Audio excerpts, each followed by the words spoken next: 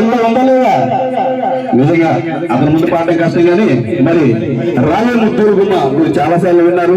జానపదం ఎన్నిసార్లు విన్నా అదొక తీయని మధురమైన ఎప్పటికీ వెనుసంపుగానే ఉంటుంది. అదే జానపదం యొక్క కిక్కు.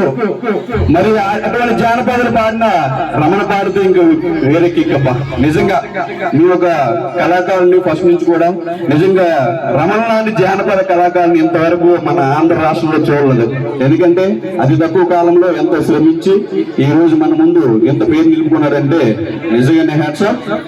రావే ముద్దులు రావే ముద్దులకు రాజనమల తోటలోనికి రావే ముద్దులకు రాజనమల తోటలోనికి రాత్రికి రన్ను అందరైతే ప్రయాణమమ్మ రావే ముద్దులకు రావే ముద్దులకు